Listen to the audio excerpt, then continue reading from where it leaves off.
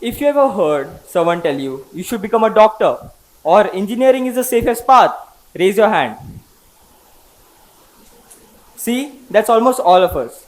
Now keep your hands raised if you've ever been told you should become an artist or a musician or a dancer. See, the hands vanish.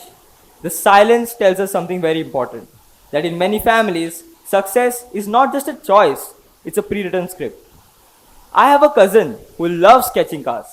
He could spend hours and hours designing them, imagining engines, thinking about ideas no one else had ever thought about. His teachers noticed it, his friends admired it, but when he scored well in his school, his family said, "Congratulations, you're going to study engineering." So he did. He graduated and now he works in a corporate office. But you know what he does in his free time?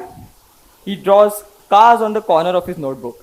This shows that the passion is still alive, but trapped.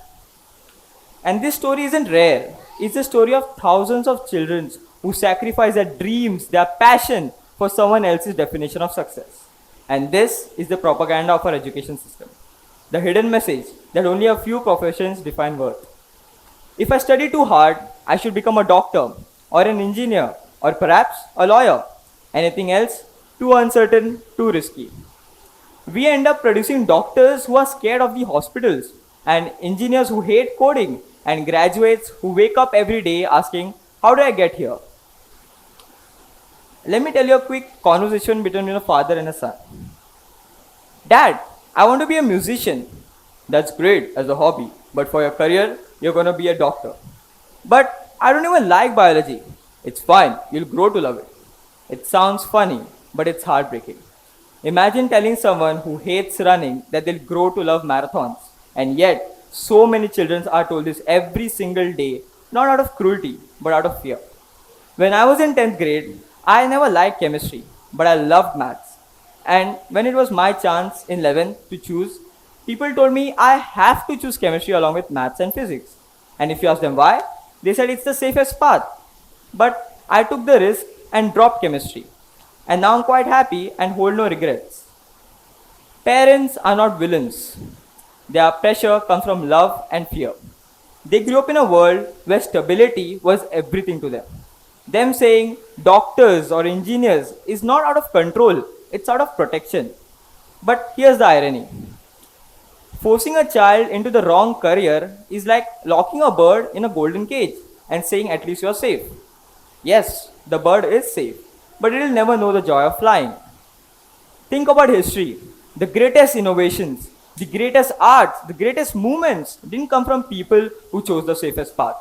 It came from people who chose their passion even though the society said it's impossible. So, what if we change the script? What if instead of asking what career will give you the most money, we ask what career will give you the most meaning? What if education stopped being a production line for a handful of professions and became a discovery process? A place where children explore, experiment, and know who they really are. Imagine a system where a child who loves drawing is encouraged to study design, where a child who loves speaking is guided towards communication, and where a child who loves solving problems is supported in entrepreneurship. It's not unrealistic, it just takes courage. Courage to let us choose. I come back to the question I asked earlier. Whose dream are you living? If you're a student, be brave enough to ask yourself this honestly. And if you're a parent, be brave enough to listen without fear. Because the world doesn't need people living in someone else's dream. It needs people who dare to live their own. I'll leave you with an image. In a garden, a sunflower never tries to be a tulip, and a tulip never tries to be a rose. And yet, the garden needs all of them.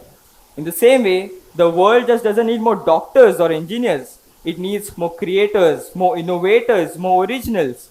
So let's stop clipping wings and let us fly. Because when we do, the whole world rises with us. Thank you.